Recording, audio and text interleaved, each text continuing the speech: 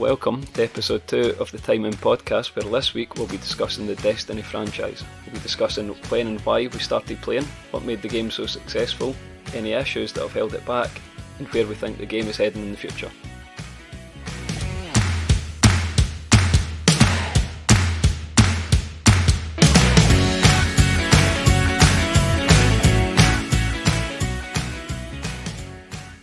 So, firstly, introduce the hosts. Craig, how are you doing this week? I've got one noise to tell you how I'm doing. Go for it. Oh, is There that you a go. can? A can of what? That's indeed a can. It's actually a can of Guinness, the Irish finest. Nice, nice. Bundy, how are you doing this week? I'm alright. I'm also going to give you a sound that's going to sum up my week as well. Ah! I wasn't expecting a can, man. That's not fair. And I'm your third host, Ewan. So, this week we decided to talk about Destiny. It's a game which we all play fairly regularly and have done since the game came out in 2014, I believe it was. So, what Destiny is, I know it's scary when you think of it. That's mental, man. Destiny is a first-person looter shooter developed by Bungie, who also brought us the Halo franchise. It has a mix of PvE and PvP. If you don't know what that means, it's player versus computer and player versus player. And it has a unique hybrid mode that combines the two called Gambit. We'll maybe get onto that a bit later. At the moment, Destiny 2 is out and has been since 2017. We're currently towards the end of the third year. Yeah. Is that right? Yeah, I'm sure so. This is for Because year now, yeah. in game they measure it in years and came out in September, so we're just approaching the end of the third year in game. And Yep. it has recently become free to play since Bungie, the developer, split with Activision. So that's a bit of background in the game. A good place to start is probably when and why did everyone start playing Destiny? Do you want to start, Craig? You know why. It's your I know fault. exactly why. You have gave me this disease. Not to go on a mad tangent, but Ewan told me about Destiny, got me hyped up for it. But I had no money, couldn't afford it. I didn't even have Xbox One. So, funnily enough, Ewan had done something through Argos. I don't know if we can name franchises, but hey ho. Other And suppliers are available. there is other ones, but there's a scheme where you can get an Argos card, and it's kind of pay monthly scheme. So I was dead worried about interest rate, etc. And Ewan kind of gave me a bit of insight to it. He actually drove me to the shop to get me to get set up with a card, and I left with an Xbox One and Destiny, and that was on the day of release, I'm pretty sure. Yep. Was it at gunpoint? He didn't take much to twist my arm. Nope. And Put it that way. Argos, if you're up for a sponsorship deal, give us a shout. But yeah, that's how I ended up with it, so I blame you, to be honest. That's fair enough. What about yourself, Bundy? Actually, it might not be far off the same story.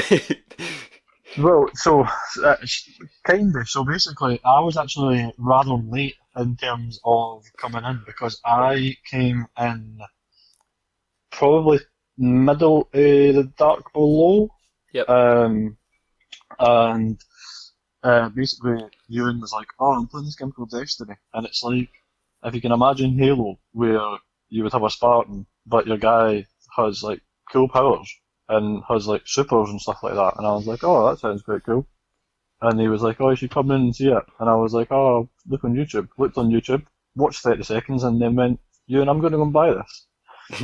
And then I'm lazy, so I just booted the Xbox up, went on the store, overpaid for it, and that was it. That sounds like a familiar story, to be fair. Myself, was at the time working with Craig back in 2014, and someone else who we worked with said, "You heard about this new game that's coming out soon from the people who made Halo?" So I investigated it and instantly pre-ordered it. Was the big appeal of it is it was a first-person shooter. There was a huge loot aspect to it, with different tiers of weapons, a semi-open world sort of atmosphere in it. and it's just sort of escalated since then.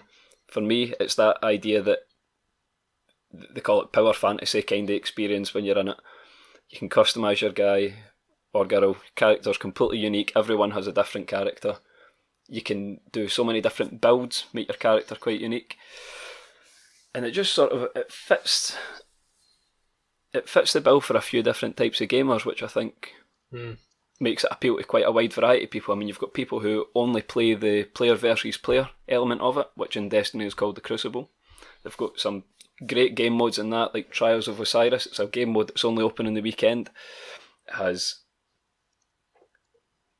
a game mode within it called Elimination. So it's 3v3, or it was at the time, it's now 4v4.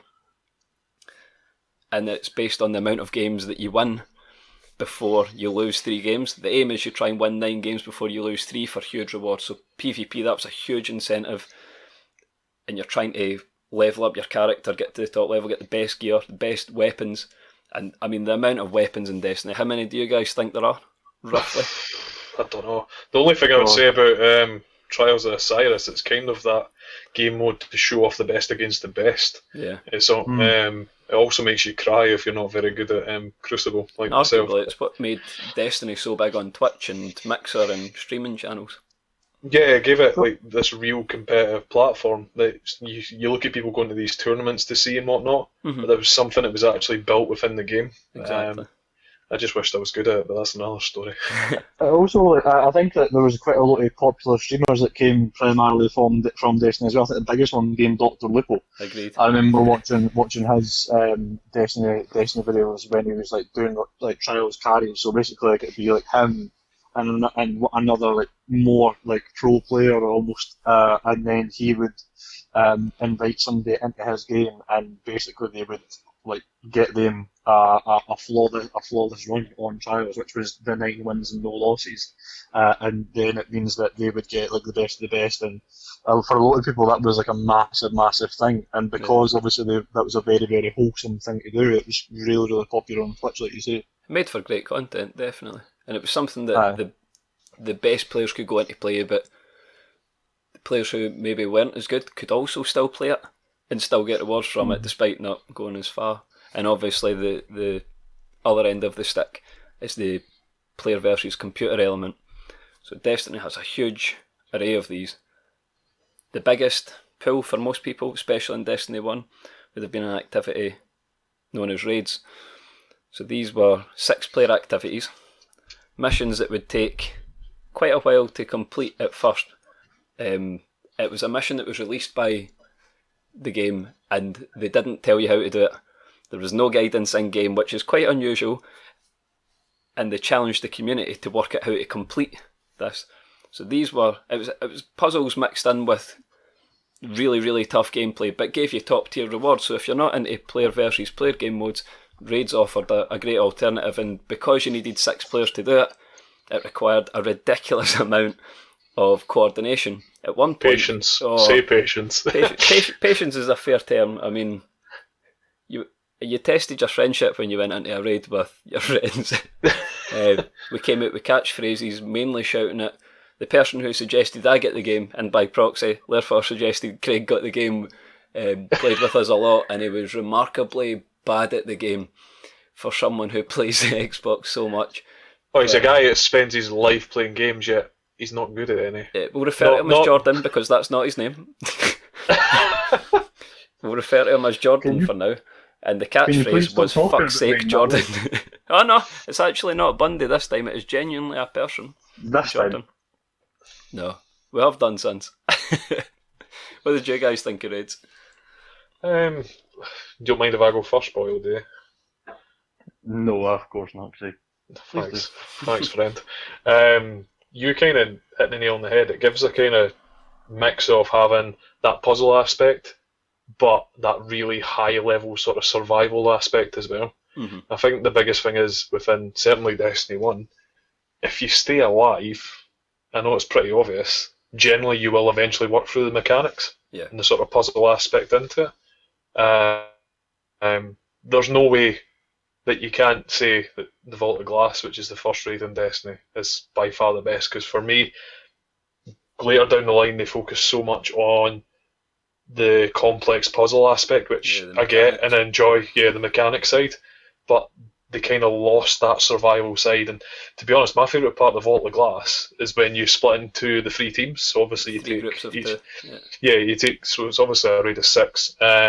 Two group off to the left, one takes centre, one takes right, and it's that how you kind of team up with someone Mm-hmm. to conquer that was really really good. But you're still all kind of working towards the same goal.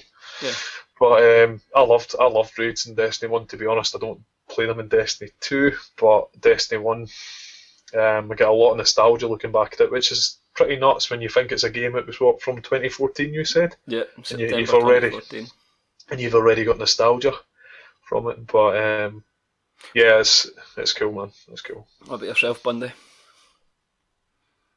Similar to what Craig was saying, but I think like for me, raids, like whether it be the mechanics or even just the survival or like just the fun part of the fact that like you would have like you and 5 mates basically like try and do this like incredibly hard extended mission was good. But I think like for me, the fact that like at Destiny 1 at release, that was probably like arguably the first loot shooter at the same time. Yeah. So like for me, it wasn't even just like the raid, but like while you were raiding, like if you were to get like an exotic drop, exotic being like some of the best guns in the game, Mm-hmm. while you were in the middle of raid, it then just made it even better. And the fact that in a lot of these ones, so like the Faulty Glass, which Craig was mentioning, the Vex Mythoclast, which at this point was such a hard gun to get, and it was completely broken in the game. But Yep. because it was so hard to get, they never really fixed it very quick at all. But just the fact that you would run that raid again and again and again just to try and get that gun. Yep. So it was Yeah. just like it was just such a rewarding experience. Whereas you've got like games like Halo who are made by the same franchise where you can run that story and campaign over and over again. It's a great campaign, but What's like the you're just incentive? doing it. Yeah. Yeah. You're doing it for that. Whereas like the Mythoclast was such a good gun. I think that was the... See, Sorry, on you go, Craig. no, I think Bundy's made an amazing point, and a lot of people kind of criticise Destiny 2, especially in its current format, for this, is that they have a thing built in place, and it's like weekly bounties, which allows you to get more powerful drops, which is what you're obviously aiming to get to progress through the game. Destiny 2 is very much a case of that you do these tasks that you do every week, and it's a chance that you might get something rewarding, something beneficial. But like Bundy said, every time you done the Vault of Glass, there was something there, there was some sort of return that was guaranteed. Mm-hmm. And there was always a feeling of accomplishment from it. And let's not beat around the bush here. Destiny comes with its issues. And Destiny 1 on launch was a bit of a mess, I think we would agree. I But- think Destiny was a mess for about 6 months to a year after it launched. Didn't Yeah, stop but- me playing it. But I would argue certainly the campaign, etc., the storyline, the narrative was lacking. Yeah. But for me though, the Vault of Glass was so right. And it's so funny to look back and think, you've got Destiny 1 in its initial launch, and it wasn't ready, it wasn't great, but it came with the best raid they've probably done in their history. Yep. Well, I think that's mad. I would debate that. I mean, it was the most enjoyable raid. Don't get me wrong. For me it is, but It's still the most enjoyable, and I think Destiny's great at playing on that nostalgia, bringing back raids. We'll talk about that in a second. The raids provided that constant carrot at the end of the stick that made you keep on playing for those best weapons. yeah. Some of them were incorporated into what we would call pinnacle weapons or exotic weapons. To explain, the weapon and armour, all items in the game basically were assigned a rarity. So it was white, green, blue, purple and gold. The gold represented exotic weapons which were completely unique. They had fixed rolls and they would do something strange. You could only have one exotic weapon and one piece of exotic armour equipped, and those would change the way that your character played in a sense. So you would have guns that, like the Suros regime, that when you killed an enemy it would heal you a bit. You would have Bad Juju, which was a pulse rifle that when you killed an enemy it would automatically refill the magazine, so you could keep on shooting. Some of them were ridiculous, so I would highly recommend going and investigating this. But raids at the end of the life of Destiny 1 what they did was they brought back all of the raids and made them all relevant again by letting them provide rewards at the highest level, and they rotated each week. What I found was I would end up playing every single week to make sure that I got into the raid. And when you're in a raid, at the time when it came out, you were maybe a couple of hours, but by the end of Destiny 1, it was maybe only an hour, if that, to complete the raid. Huge incentive to play, I thought. Yeah. See the thing you were saying about exotics when we're talking about obviously Destiny 1 to Destiny 2. Mm-hmm. When you got an exotic in Destiny 1, you dramatically felt the change. Even though there's some outstanding legendary guns from Destiny 1, when you got exotic, shit got real. And I think certainly going to maybe to Destiny 2, there's some obviously standout exotics. There's a lot of people, you can even, I think Bundy would agree with me in this, we spoke about this recently, is that, for example, people in the Crucible currently are using legendaries over exotics. Yep. Mm-hmm. Do you know, and that just didn't happen in Destiny 1 to the extent, obviously we can go down the Fatebringer route. I don't know what you guys think about that. But I agree, but I think that's partly due to the release of what you would call pinnacle or ritual weapons. So these are legendary weapons that come fully masterworked, which means they're already upgraded to as good as they can be. They're fixed rolls and they're hard to get if you're going for every single one. What I like about them is that if you use a sniper rifle a lot, for example, in player versus player game modes, you could pick up the Revoker questline, which is a pinnacle sniper rifle, and you'll end up finishing that at some point anyway. It's hard to do, it'll take you a while, but you'll get it. Equally like the Breakneck and Gambit. You can play and you'll get the guns that fit your style of play without even trying.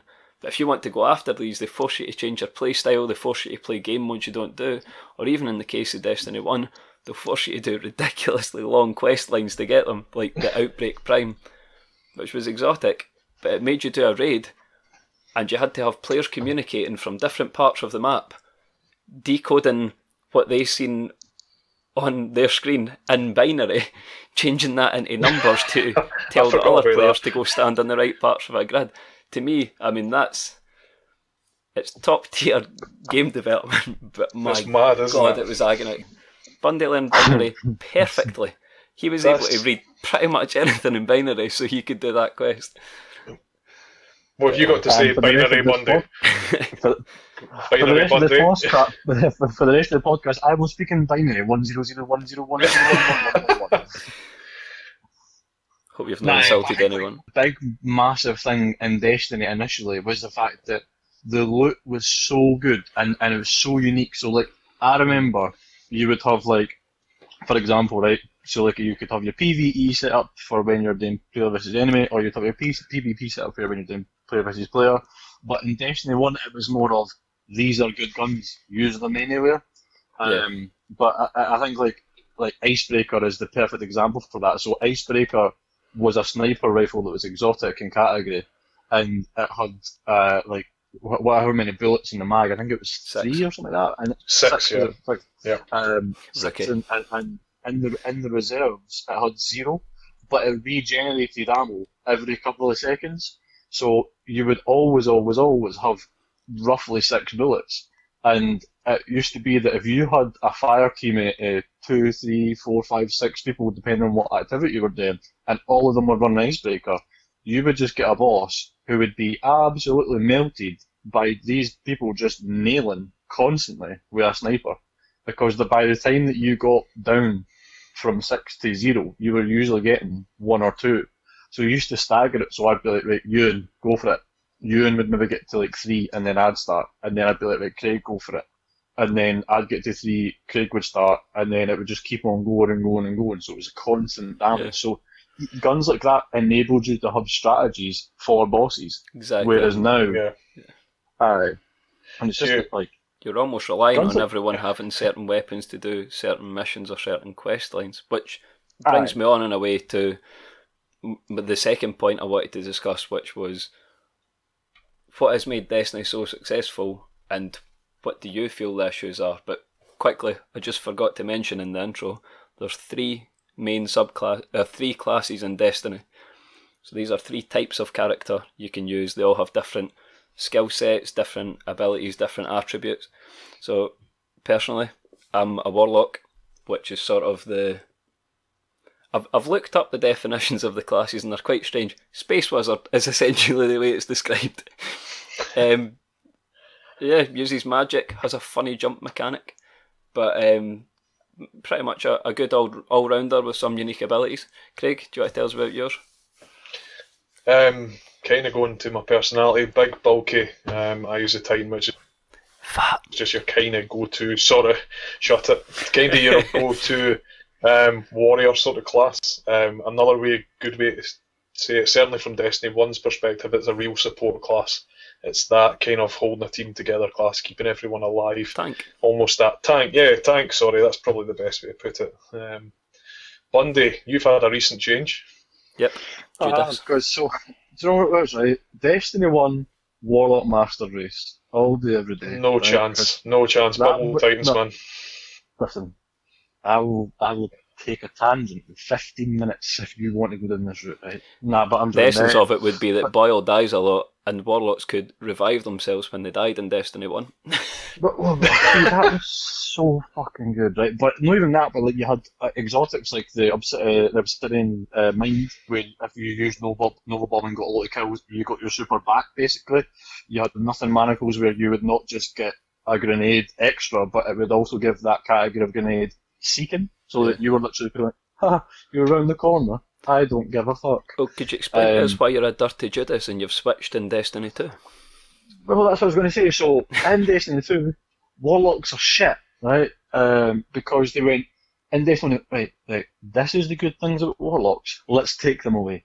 And let's make Hunters, yep, you know the ones that were shit in Destiny 1? Let's make them amazing in Destiny 2. And I thought, do you know what, I hung on to Warlocks as much as I possibly could, but you know what, fuck the Warlocks of Destiny 2. And Hunter Master Race is now the way. I think Craig would join me in agreeing that Hunters are shit. However, let's get on to the main part of the question, which we could argue about this all day, and we usually do on Xbox. My question was, what has made Destiny so successful, and what are the issues other than the fact Hunters are a class in the game? So personally, I think it's what makes Destiny so successful is I think it can appeal to a huge, massive audience, even if you're not into the sort of fantasy genre that it sits within.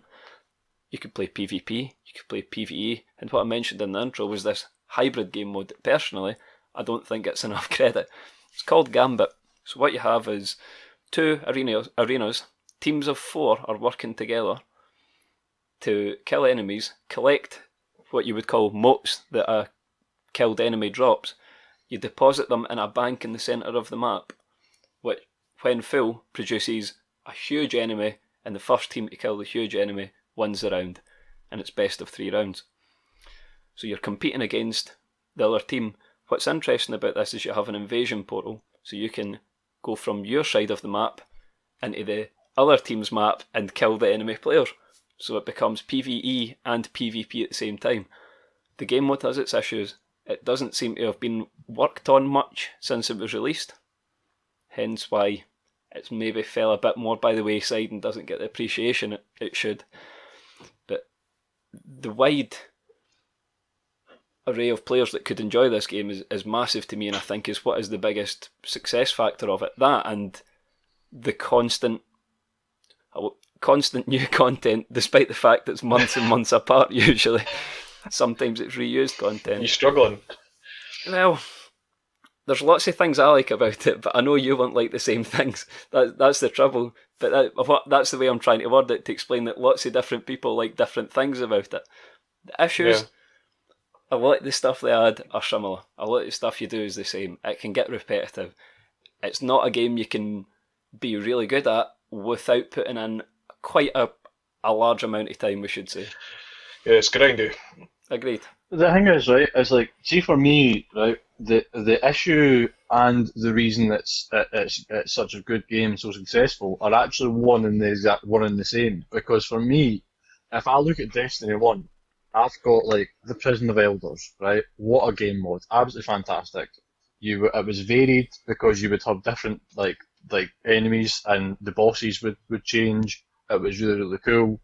Nice look at the end. you would have like the raids, whether it be the Crota raid, the Vaulted Glass, even towards the end, like the Siva raids and or the Wrath of the Machine, sorry, were very good. Whereas now in Destiny 2, they're like, okay, so here's a mode called Gambit that's absolutely amazing on paper when we're going to release it, and then we're not going to do anything with it ever again.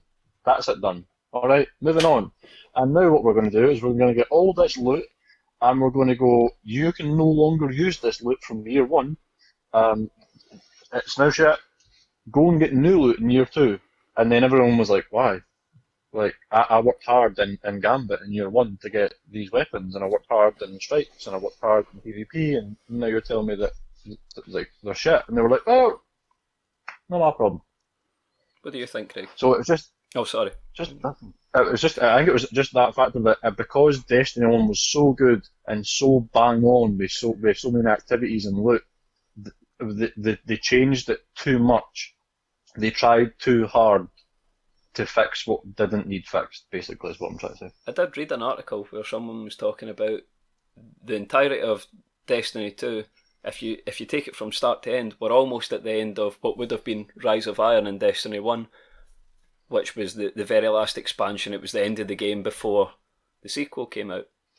And what we've spent most of Destiny 2, not the whole thing, but most of it, is trying to make Destiny 2 more like Destiny 1. Funnily enough. Literally, down to the raids, because... the trials game modes, even the way the sort of the weapon system worked, changed back, and the armor system was sort of changed back to a Destiny 1 aspect. That and the fact that like if you ask me what my favourite activities are in Destiny 2, the majority of them are Destiny 1 activities. Yeah. And that's the thing, because like for me, Gambit is amazing, but it's nowhere near just regular old Nightfalls where it's like extremely difficult, or where it's like me, you, and Craig trying to blast it and do really well. And it's also nowhere near, for me, if Trials was the same, I would enjoy that more. And the raids in Destiny 2 are nowhere near the raids in Destiny 1. So when they brought them over, I was like, well... I think that's something Craig will probably talk about, having played all of them in Destiny 1 and none of them in Destiny 2. Exactly, that's the whole point. So, going back to the original question, I'm right in saying you were asking why Destiny 1's been so successful. No, Destiny's a franchise. Yeah. Destiny's a franchise. For me, I strongly agree with what you said. I think it brings in players from all different kind of aspects. So for me personally, I'm a massive fantasy sort of guy. I love games like Assassin's Creed Odyssey, Skyrim, even Warcraft to an extent, that sort of real immersive play. Which, what you pretty much said, June, you can completely, certainly Destiny 1, I think it's got more of this than Destiny 2. You can design your character to your exact portfolio that you're looking for. And it's got that MMO immersive feeling. Some of the bad bits, yeah, some of the storytelling's been really, really poor. I think it's getting stronger now, definitely. I think that's something Destiny...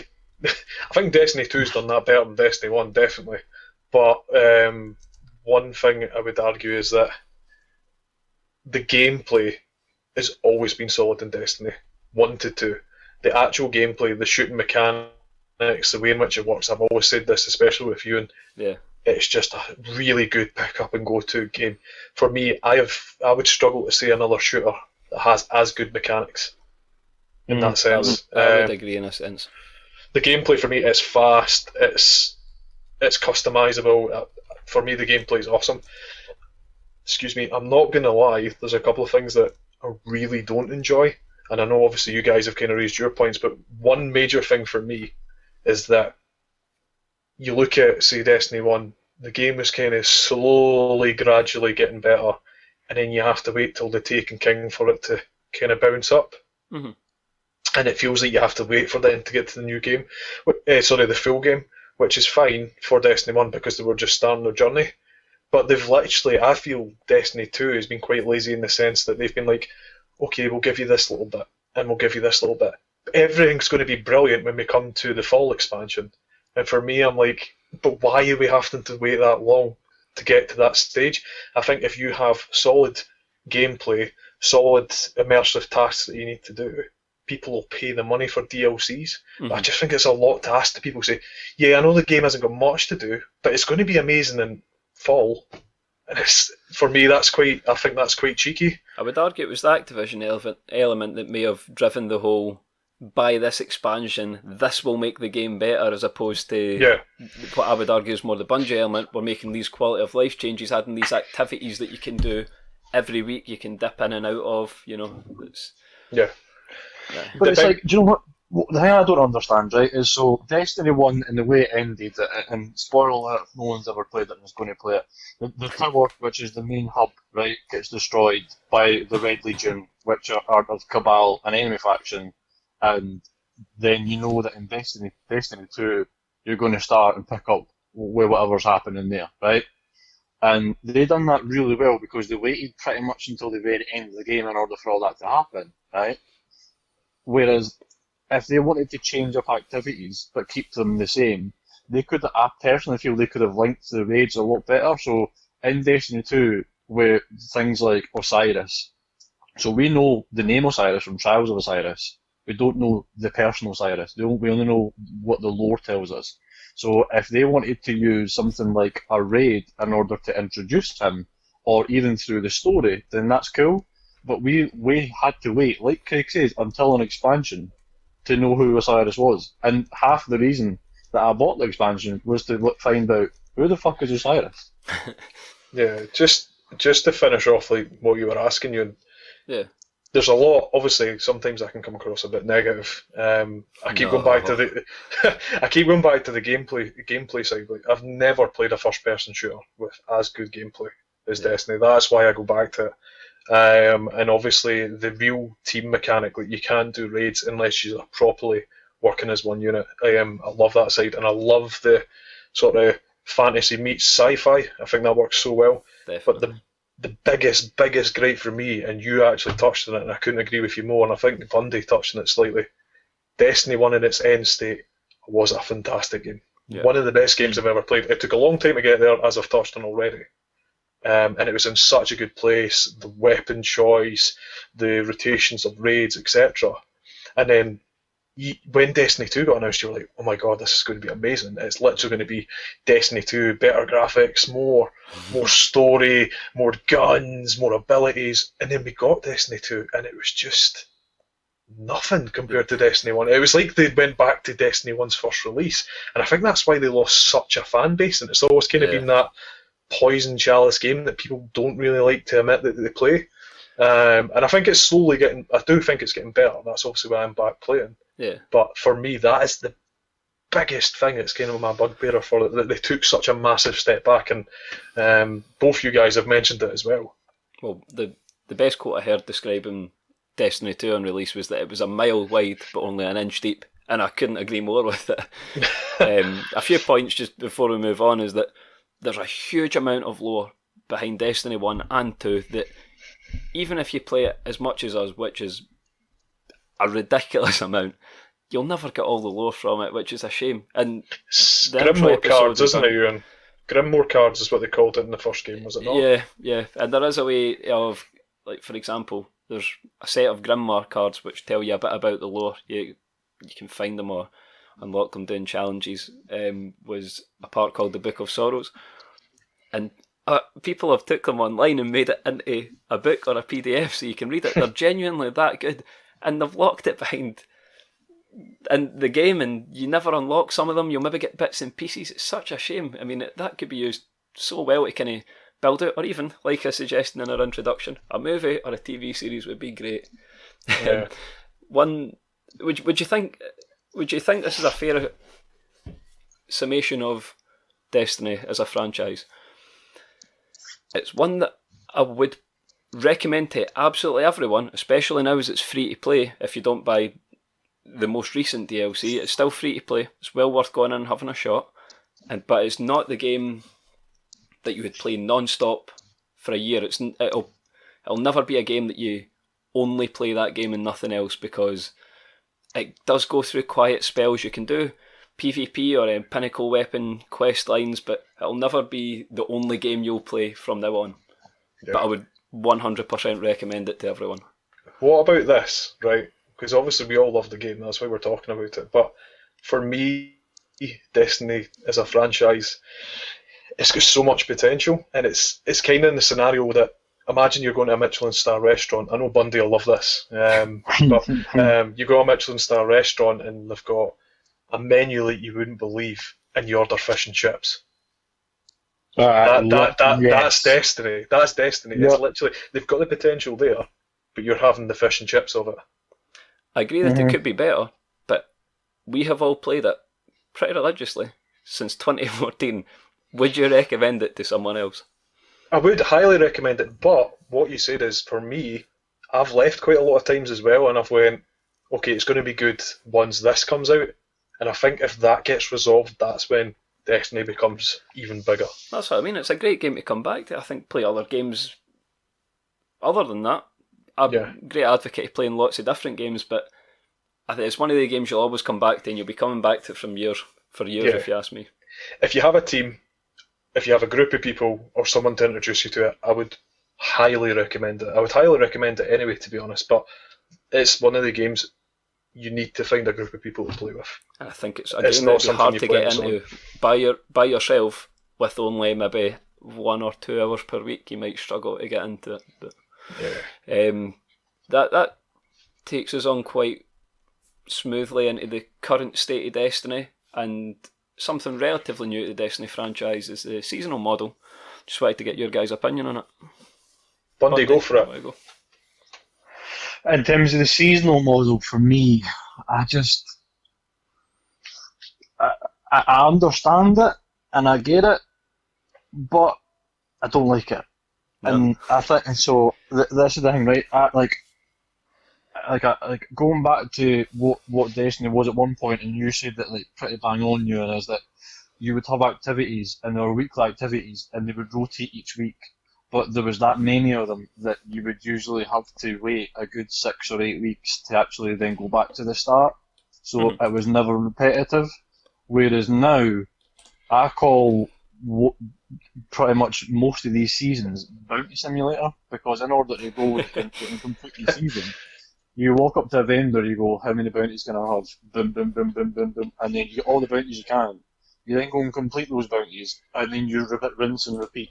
Yeah. And it's just like, when I unlock something on the season pass for completing bounties that's like an exotic, or it might be an engram or a set piece of armour, I'm like, oh cool.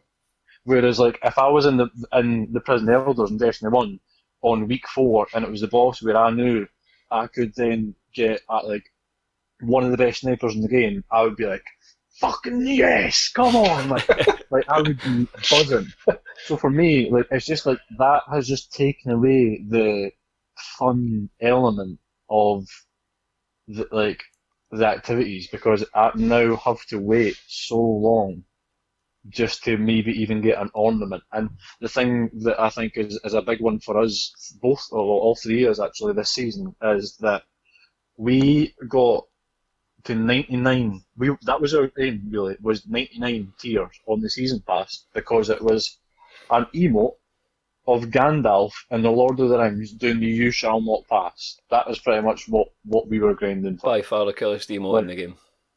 Oh, that's fine, but it's like when you are grinding a season pass to get to the one before 100, because the tier 100 reward is a shit ornament for a gun that I don't like. It's like something's wrong. Do you know what I mean? And the reason that I'm sounding so critical of Destiny is because I love it so much, and it's like you know its potential. You know its potential. Exactly. And so the Destiny, shout out to the Destiny game Reddit subreddit, right? It is unreal. But even they, at this present moment, who were once probably the greatest community on Reddit, are also at the same are asking for all these different stuff. And if you now go on there, you'll see the people saying the same thing, and it's like, I'm so glad that Bungie have recently came out and announced like, we're going to make changes, but it's like, come on, just help me out here, eh? Like, don't give me seasons of the same shit. Give me a season where you're going to drop some crazy mad exotic quest right at the fucking start, and make it so that me and 2 mates can grind it out in like a day, 2 days, if that, and that it's going to be a reward like Galahorn or something like that, which was arguably the best exotic in the game. Oh, When what a it's- weapon. And I can't mean, believe it's we've like- got this far and not said that word. Well, to be Well, honest, I know, we but- agreed in episode 1. We all agree it's going to make a comeback at some point in Destiny 2. They're The end of- very the end big of on the the game. nostalgia game. The end of the game, it will come out. Ah, I'd love that. And thing is, right, and like I think this season's for me as well. Another big thing that I said previously in the same podcast is that they're doing it again as well. I don't know how much you've read into this, right? But with seasons, it seems to be that they're like, all right, cool. So the guns and gear and whatever else from previous seasons, we're just going to kind of like put that to one side because it's pretty much done now, and we'll just retire them. And then we'll make new for the new seasons. But I really like some of the guns and gear for season 1.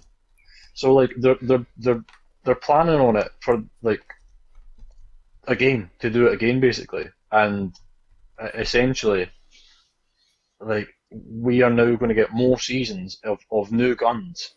But it's just a case of all right, now I need to find a Galliard 2.0.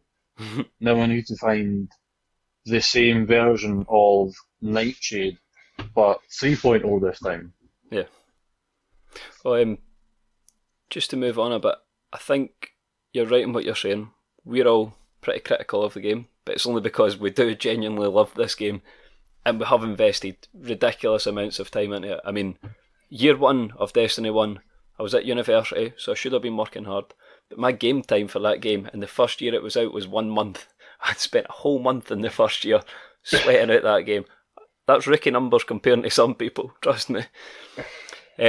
So, to move on a bit, the current news with Destiny is that they're not working on Destiny 3, but what they are working on is Destiny 2, more seasons, more expansions, and bringing, as they've said, Destiny 2 into the new generation of games console. Do you think this will work, or do you think we would be better getting a fresh start in Destiny 3, or do you think that would reset the game as it did with Destiny 2? So, Ewan, can I throw you a bit of a spanner? Well, put a bit of a spanner in the works, right? Go for it. Because here's my thing, right? I know each of our time spent on Destiny because there's a website for it, right? Oh no. And for you, your hours on Destiny 1 was 826 hours and 55 minutes, right? Ooh, right. Now, for a game that's been out for the same amount of time, your Destiny 2 has been 500 hours and 46 minutes, right? That's pretty interesting. Aye, and the reason that I'm bringing it up, right, is because it's pretty much the same across the board for all of us. And I think that when, like, with the question that you just asked, I think that almost answers it, if you know what I mean. Yeah. Like Destiny 2 is just falling short, and either it needs to be dragged down and rebuilt, or like just scrapped and Destiny 3 comes. One of the two. I mean, Can I worth mentioning, I was at university and working part-time when Destiny 1 came out. can I put a bit of a positive swing in things? Go for it. So I kind of want to merge like the two questions you asked. Obviously, you asked Bundy about the season pass sort of structure and what their plans are going forward. Mhm. The season pass, in my opinion, is a really good idea, and it's a way to incentivise people to buy it. The one thing similar to what Bundy said, the rewards from it aren't great, and Yeah. I totally agree with him that we farmed it for an emote, which is pretty ridiculous. But one thing I think they could do going forward, and they've done it in Destiny 1, you'll remember, you could actually choose your reward, whether it be guns or gear. Yeah, I missed that. I do miss that. Yeah. See if they put something similar into that, or even look at the gear sets. Like, I know this is up to opinion, but for me, the gear sets that they gave for all three classes is pretty poor. I think if they gave something really exciting, looking really different, and then going back to the sort of choice aspect, allow you to have your own choice, I think it is a good mechanic. Yeah. But again, going back to what Bundy said, I'm trying to have positive to a negative here, is that yes, it's became almost this bounty simulator because you could do something that's completely low level. You could go and do patrols, or you could do trials. Yeah, it gives you the same experience for your season pass. Yeah. Why not give high level rewards and low level rewards, as they do in the game anyway? That's already a mechanic in the game, but if they incorporate that in the season pass, do you get me? Yeah. Well, I almost see the season pass as an extra. It's something that I do in the background. The main rewards are the big stuff in the game, like the high level raids, the top tier PvP game modes. I do see where you're coming from. The factor is as well, like the Tommy's Matchbook, which is the exotic gun that they gave for the game. I agree with Bundy, it's not a great gun, but if they gave something really exciting, going back to that sort of Destiny 1 nostalgia, like maybe not a Galahorn, but something completely unique and different that everyone can kind of work towards, I think that would be great. Well, you missed last season. I would argue last season's pinnacle weapon was exactly that. That was Eriana's Vow, which had the shield piercing rounds as an intrinsic perk, true. which, when you see it now, is very, very useful. Very. Yeah, but how I see it going forward, I think they've made some really, really good decisions, but it's taken too long. I think that's the storyline of Destiny as a franchise. Gambit, I think, a fantastic idea, and going back to what Bundy said, they've not done enough with it. No. One thing that we've not mentioned, which I actually am really enjoying, and it's kind of going back to this sort of free-man raid, is the Pit of Heresy mode. Couldn't agree more. It's really enjoyable. It doesn't take a year to do. It's something Unless you can jump on. One of our friends who we won't name playing with you, in which case it takes twice as long because they're shit. Yeah, that's another story. But for me, how I think they're going forward, I think it's the right decision not to make Destiny free, because going back to what Bundy said, I think they'll make Destiny free and it'll be like, right, let's start again, and they lose everything from Destiny 1, Destiny 2, and then they go, oh, but there'll be an expansion at the end of this year that'll make it all okay, and like Destiny 1 and Destiny 2. But I think if Bungie they've got no ties with Activision, etc. now, if they put what they put into, for example, the Halo franchise, and got that real storytelling narrative with the already fantastic gameplay from Destiny, I think they'll do well. But it's this time aspect. If we have to wait a period of months to get there, if we need to have bad times and then really good times in the game, I think they need to balance that and have that initiative for people to stay, because that's been the big thing for me, going back to what Bundy said about gameplay times. Destiny 1 I played all the time because there was always an incentive to play. Destiny 2 there was updates, so for example the Osiris update, there was next to nothing there, and I was like, there's nothing for me to want to continue to play this. But the incentive always is to come back when there is something to do. Yeah. If they nail that and have the incentive to keep people playing, I think it'll be massive. I agree. So both of you seem like you're on the side of having Destiny 2 and more expansions and more seasons as opposed to switching to a Destiny 3, is that right? Merge them. I think it needs to be a rebuild for me. It needs to be, right, we're going to make this expansion pack and we're going to have it so that we're going to change these things, which in the most recent, this week at Bungie, I think it's the most recent, maybe not, but they basically were like, cool, listen, we know these things aren't very good, but we're going to change them, here's what we're going to change, and they gave accurate timescales. So if they can do that and then update it so that technically Destiny 2 turns into Destiny 3, but is still Destiny 2, if that makes sense. Yeah. That is everything I want. Totally. Yeah. I mean, I think I speak for all of us in saying that I'm very, very optimistic for the fall 2020 expansion. That being said, I was optimistic for every single expansion before that, so you never know. You made a really good point the other night when we were on the Xbox, and it was that Destiny recycles so much content. Destiny 2, this is from Destiny 1. They've recycled most things from it. Let's reword that. Why? They're very good with nostalgia, and I think they use a lot of good content in a good way. Recycle has negative implications, I think, in terms of gaming. Fair enough. They bring a lot of stuff from Destiny 1 forward that's good, things that we want in, like Trials of Osiris. But I get where Craig's coming from in terms of strikes or PvP maps. No. This is going in at a positive. They've used so much from the first game. Just give us what we want, everything we love from the first game. And that's what I'm saying about just merge it. Christ, think put a that you rotational need to- playlist of the old raids and stuff. Imagine all they the new put in stuff there, but, Destiny you 1 know, into Destiny 2. How That's how what I'm saying. long would That's we what I'm play saying. that for? Merge them. So Have a rotational playlist from Destiny 1, which they have done to an extent, but do it with like raids. You're welcome, raid Bungie. aspect. These ideas are 100% free. Just crack on. Ewan, I would also just like to touch on something, right? So, with what we're saying, and I think this is going to maybe help sum up what like it's definitely my point anyway. So when on the website that's you can find out how much time you spent on Destiny, right? For you who arguably have done like the most in terms of Destiny, and it turns out you're actually in the top 30% of Destiny 2 players. Only Well 30. done.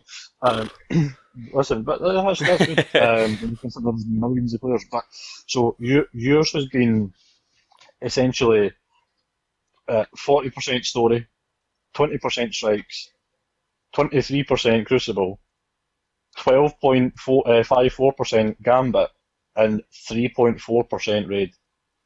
And for me, Yeah. right, when you look at Destiny 1, right, you are literally like 30% story, 30% raids, 30% crucible, and and then essentially the other 10% is strikes. And I believe that the majority of those is the fact that because we did do strikes and nightfalls, and I think it's so low because it was on a rotation. Yeah. So like that shows me like look at the amount of time that we spent in those core activities and how good they were compared to now. I think that's what needs to change. You need to look at stuff like that and be like, "Do you know what, this is how we maybe need to improve." Numbers don't lie, Bundy. That's And what you're nailing there. That being said, in Destiny 1, there was a point where raids were the only way to get the very top level gear and get you up to, it was level 30 at the time, it was the highest. Mhm.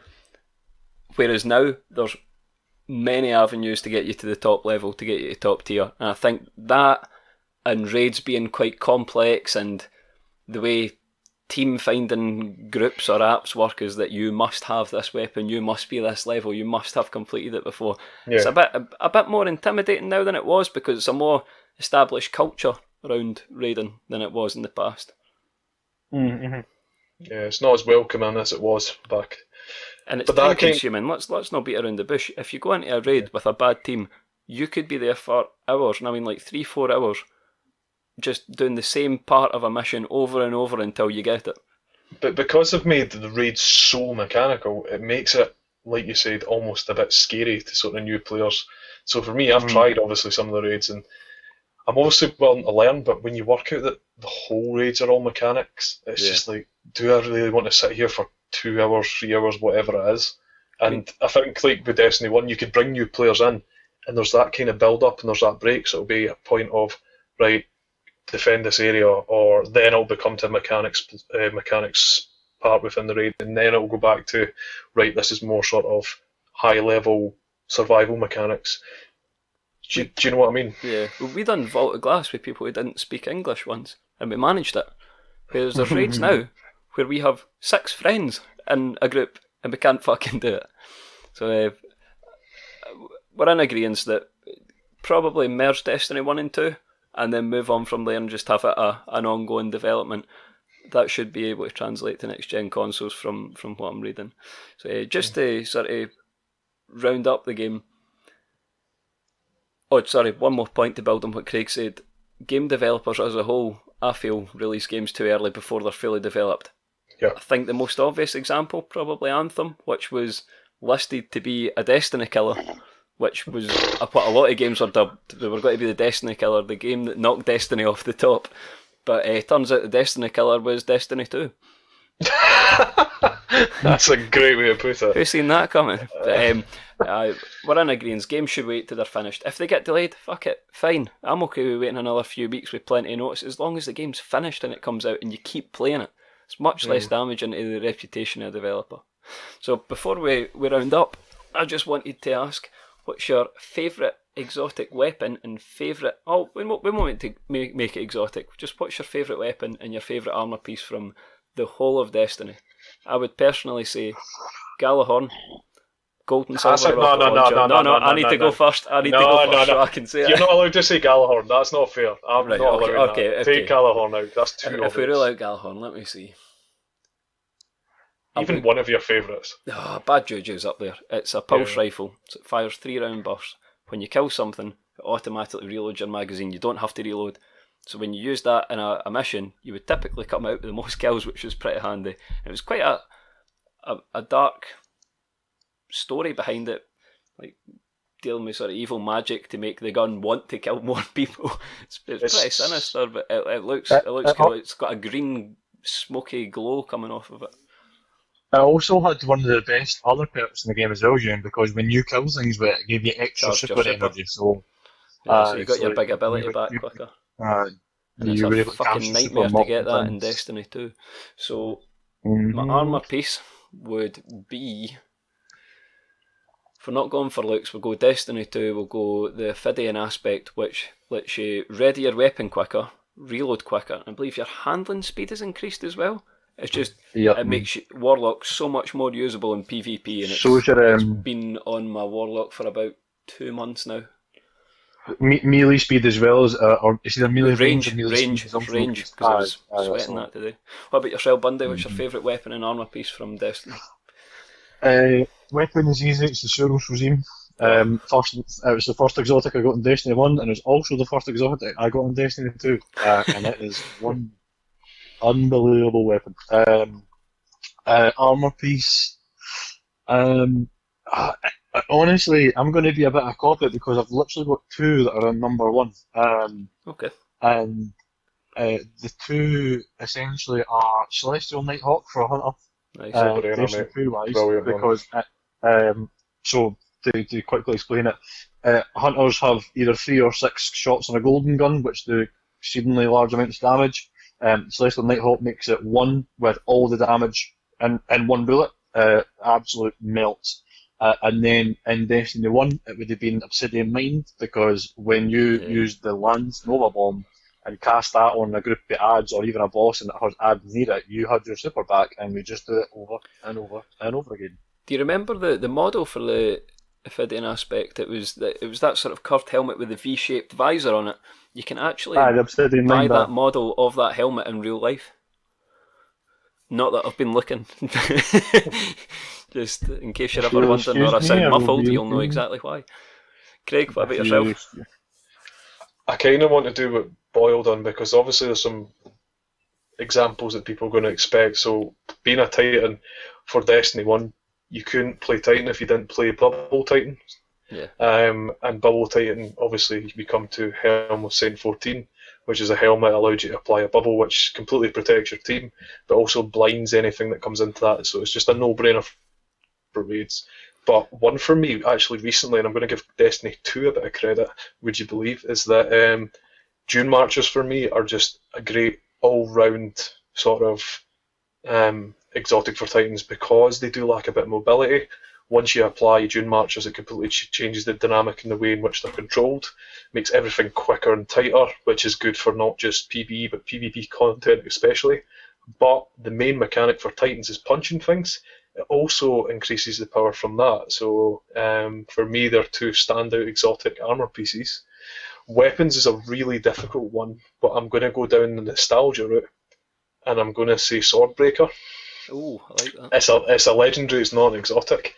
Swordbreaker was the shotgun from the second raid within Destiny, and similar to Bad Juju, it's a it's a hive weapon, so it's got that kind of dark, evil look. The hive are a faction within Destiny that actually create magic from the souls of Guardians, which is called Void Energy, for some of you that might not know. And it's got that sort of skull and bones, evil looking sort of real design to it, and this shotgun would just wreck anything. The impact of it was ridiculous, but also the ability to control it as well. It wasn't one of these ridiculous slow shotguns that you would shoot. It would do massive damage, but it would take you half an hour to reload and reset up. It was really functional in its use. Nice. So yeah, for me it's going to be a legendary. If I had to squeeze an exotic, it's not a good gun, but it's really, really fun, and that would be Necrochasm. I just think, one, it's got a brilliant name, and two, having the ability to pretty much turn anything into exploding grenades was fantastic, and it just looked phenomenal. I agree. I think that's quite a good summation of Destiny at the moment and as a franchise. It's a game we could quite easily deep dive into certain aspects of, and we might well do that in the future, especially when the fall expansion comes out, if you guys agree. Yeah. Okay. So you guys happy to round up? As- Anything more to add? Can I just add that as much as certainly probably myself and Bundy more have kind of been a bit hard on the franchise, we are only hard on it because we love it and we know it's got such a bigger potential and it's not being utilised. We're not all here just to shit on the game. We all love it. We just want it to be what it was at the end in Destiny 1. I think it's a fair comment. Yeah. Oh, I'll be the self-confessed Bungie apologist, and I think the game's incredible. I still play it a lot. I usually have to convince Craig and Bundy to come off of their Destiny breaks to start playing again, so I've got people to do the new expansions with. But It's and always the we've case met of some you great people on it, to be fair. I mean, Yeah. we've got some guys that we play with regularly that we See, met through the game. there's always that message and it's go and come back, it's good now, and you're just like, nah, and we'll always be dead hesitant saying, we're not coming back. And then a day later, you'll see that it's been re-downloaded and you'll just see Craig is on Destiny, and you'll just get a wee fly message. It's always that. Like, Oh, I you're on, cracked are you? then. Yeah. Oh, you cracked, Yeah. did you? Yeah. Hypocrite. Doesn't take No, I'm much. kidding. No, it's a great game to dip in and out of, and we would all thoroughly recommend it to anyone. If you haven't played it or you've went away from it, it's in a good state at the moment, I would agree. Okay, thank you for listening to episode 2 of the Time In podcast. As I say, possibility we'll have another episode on Destiny at some point, maybe towards the fall, and we actually do have a host lined up for that, which would be good. Dan, if he agrees, if he's still playing at the time. Next week, the main host is going to be Craig, who's going to be talking about music memories. Do you want to tell us a quick bit about it, Craig? Yeah, so obviously we want to give a bit of a transition from not just gaming. We want to talk about a wide range of things. For me, one of my big sort of passions is music, and we did touch on this in the introduction episode, and I just want to get a bit more insight into you guys about what music drives you, what music you're passionate about, and then maybe some memories linked with that, whether it be festival memories like the example you guys touched on in the first episode of You Being Dragons. But yeah, it's to give a mix of that and then give a bit of a mix on where music is where it is at the moment for you, past music, what do you enjoy. Yeah, it's a total free tangent, to be honest. I'll try and put as much structure to it as possible. Okay, But, yeah. we'll list the next one as explicit because I've got 2 memories straight away of Bundy, funnily enough, that are pretty grim. So, on that note, If you would just run sorry. them by me beforehand. Yep. so that I think we'll maybe get them in notes beforehand just to check that they're safe enough to put in. And whether you agree or not, I'll be saying it. So, we've been the Time In podcast. Thanks for listening again. Please, any feedback, send it in to the email address, which I believe thetimeinpodcast@gmail.com. Correct. That yes. sound okay? Yep. Yeah. We're But, now official on social media. We're on Instagram. Craig, could you remind me what that is? so if you just put the time in podcast or time_in_podcast, you'll find us. Perfect. Have we got a Twitter? We do. At Time In Pod, at the Time In Podcast, sorry. And you can find us on Twitter. Also, Hunter Master Race, fuck Titans, fuck Warlocks. Yep. So if you have any feedback, please message us on one of them, and if you have any abuse, please direct it at Bundy. Thanks. Oh.